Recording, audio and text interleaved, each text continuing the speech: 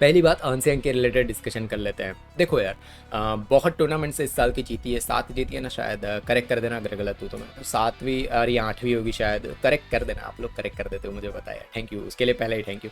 तो वही चीज़ है, जीत चुकी है वो, इतने ज़्यादा टूर्नामेंट जीत चुकी है। बहुत लोग ये कमेंट करते हैं कि मैंने सोशल मीडिया पे देखा है, अपने बैड एसपी तो नहीं होते, बैड एसपी वाले तो भाई बहुत ही बढ़िया ऑडियंस है हमारी, कि भाई वो देखती रहती है भाई कि क्या चल रहा है, अच्छा बढ़िया खेला है, ऑब्जर्व करती रहती है, तो भाई मैं तो प्राउड ही हूँ आप लोगों के रिलेटेड। बट जो चीज़ बहुत लोग बोल रहे हैं ना कि भाई बोरिंग हो जा रही है यार, पता ही है सबको आनसेंग जीत जाती है, मैं आपको है ना कुछ डिटेल्स देना चाहता हूँ। पहली चीज़, कल चोचुंग है ना भाई, वो इंजर्ड हो गई, ठीक है, इंजर्ड हो गई भाई, कोई भी इंजर्ड ना हो, मैं हमेशा बोलता हूँ कोई प्लेयर को कभी भी इंजर्ड नहीं होना चाहिए, क्योंकि इंजरी के बाद भाई 4-5 महीने निकल जाते हैं आराम से, फिर वो प्लेयर ही जानता है कि भाई रिकवरी कैसे करनी है, उनका फुटवर्क थोड़ा बहुत आड़ा टेढ़ा हो चुका होता है, गेम में वापस आना टफ हो जा होता है, ठीक है।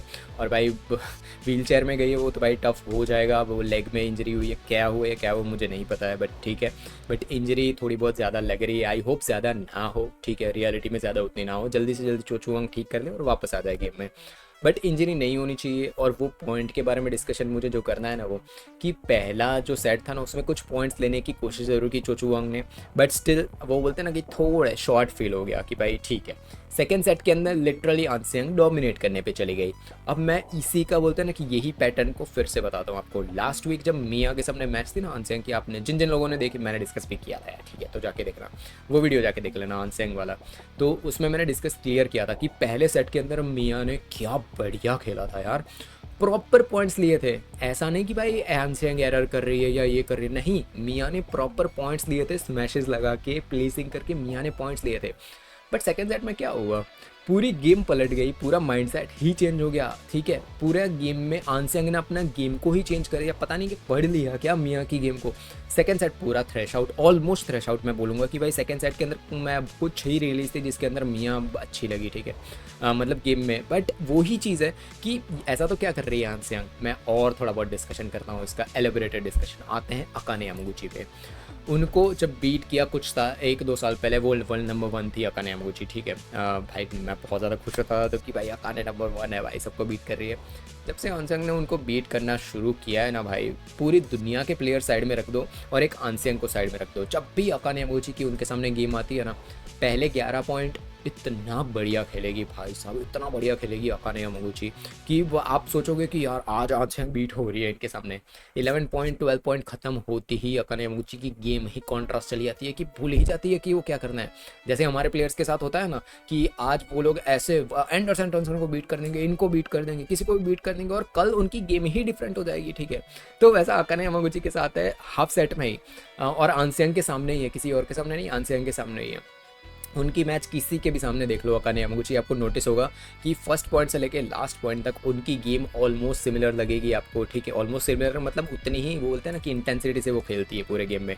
आनसेंग के साथ मैच आती है ना, 11 पॉइंट तक अकाने यामागुची टॉप लेवल का बैडमिंटन दिखाती है, बट जैसे ही 11-12 पॉइंट जाते हैं उनकी गेम पलट जाती है भाई। यही चीज़ है, आनसेंग के सामने कोई भी अच्छा प्लेयर आता है, गाओ फेंग जी थी, देन गुंजी के बारे में तो मैं डिस्कशन कर चुका हूँ भाई, देन हानियो तो को भाई थ्रैश आउट ही कर देती है वो, ठीक है, इवन तो हानियो की गेम प्ले मुझे पसंद है, बट स्टिल आनसेंग के सामने नहीं टिक पा रही है। चेन युफई की बारी आती है, ठीक है, चेन युफई कभी कभार टिक जाती है उनके सामने, बट स्टिल बहुत बार चेन युफई को देखा है कि वो भी थ्रैश आउट हो जाती है आनसेंग के सामने। सिंपल रीज़न है, ठीक है, क्या चल रहा है, अकाने यामागुची को भाई थिंकिंग करने की बहुत ज़्यादा ज़रूरत है कि yes she can win against An Seyoung. उनकी गेम में मुझे ये चीज़ ऑब्जर्व हो जाती है कि वो छोड़ देती है गेम को यार, 12-13 पॉइंट होते हैं, उनको पता चलता है ना कि भाई आनसेंग अब अपनी गेम दिखा रही है प्रॉपर, वो छोड़ ही देती है कि हाँ यार मैं नहीं जीत पाऊंगी आनसेंग के सामने। ये आपको नोटिस होगा उनकी गेम से।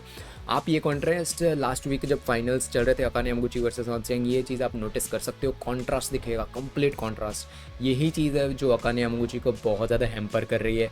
मैं चाहूँगा कि वो पहला जो पार्ट है ना, उतना ही जो परफॉर्मेंस दे रही है वही चीज़ को रिपीट करे, बट यहीं पे आता है आनसेंग के रिलेटेड जो बोलता हूँ कि बोरिंग हो रहे ये वो, अब मैं उसी को डिस्कशन करता हूँ। पहली चीज़, मैं कभी भी आनसेंग की गेम से बोर नहीं हुआ, भले उन्होंने 21-7 21-5 से ही अपोनेंट को कैसे बीट किया। हर एक मैच आती है कुछ ना कुछ सीखने मिलता है उनकी गेम से कि अरे भाई क्या प्लेसिंग किया है। कल चोचुवंग की गेम से मुझे ये चीज़ सीखने मिली कि साइड लाइन्स होती है ना, साइड लाइन्स, वहाँ पे आनसेंग चाहती ना तो फुल ऑन स्मैश लगाती और वो पॉइंट ले जा सकती थी।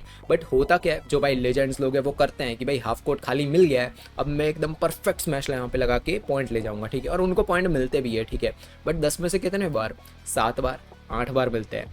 आप नोटिस करोगे अगर 10 शॉट आंसियांग लगाएगी ना उस जगह पे, उसमें से 9 बार उनके लगते हैं वहीं पे जगह पे, 9 बार। ठीक है, क्यों लगते हैं भाई? कल चोचुओंग की गेम से मैं आपको एग्जांपल देता हूँ।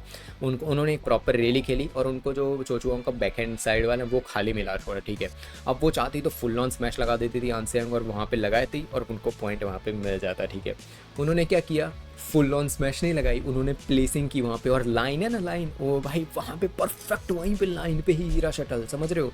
तो जस्ट इमेजिन, वो फास्ट स्मैश लगा सकती थी बट चांसेस थे कि फास्ट स्मैश लगाने पे 80% चांस थे कि लग जाते, 20% चांस थे कि बाहर जाता।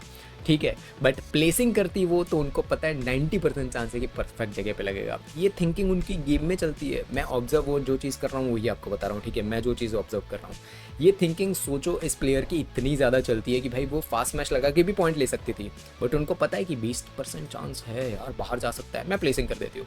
यार ये थिंकिंग जब किसी और प्लेयर के पास आ ही नहीं रही है, ठीक है, तो वो कैसे जीत पाएगा आंसियांग के सामने?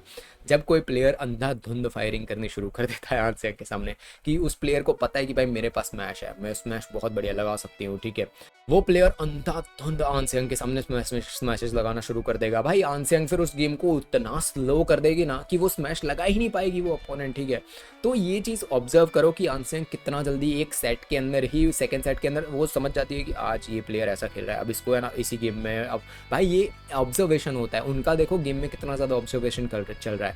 इतना ऑब्जर्वेशन जो आंसियांग कर रही है उसका 5% भी किसी प्लेयर के पास आ गया ना, मैं बोल रहा हूँ एक कॉम्पिटिटिव गेम प्ले हो जाएगी आंसियांग के सामने उनकी।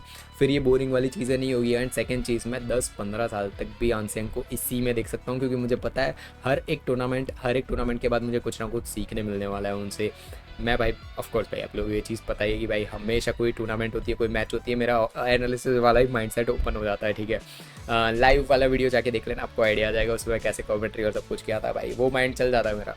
तो वही चीज़ है भाई, अगर ये मैच के बारे में थोड़ा बहुत फाइनल वर्डिंग्स मेरे दिया जाए तो मैं सिर्फ एक ही चीज़ चाहता हूँ, अकाने यामागुची से स्टार्टिंग का जो माइंडसेट है ना वो ही चीज़ कॉपी पेस्ट कर दे तो एटलीस्ट एक थर्ड सेट तो हो ही जाएगा। मैं मैच विन का तो बिल्कुल भी नहीं सोच रहा हूँ। ठीक है, इवन दो अकाने यामागुची मेरी फेवरेट है बट स्टिल मैं सोच रहा हूँ थर्ड सेट हो जाए तो मज़ा आ जाए यार, थर्ड सेट जाना चाहिए। ठीक है, एटलीस्ट थर्ड सेट जाए, वो मेंटल ब्लॉकेज है ना वो थोड़ा बहुत कम हो जाए अकाने यामागुची का। एक फाइटिंग स्पिरिट वाली मैच मुझे चाहिए यार, ऐसा नहीं चाहिए अकाने, क्योंकि अकाने यामागुची उनके सामने, तो इसी वजह से। तो आपके क्या व्यूज़ है इस मैच के रिलेटेड कमेंट बॉक्स में बताओ। लेकिन नेक्स्ट वीडियो में फिर बाय बाय।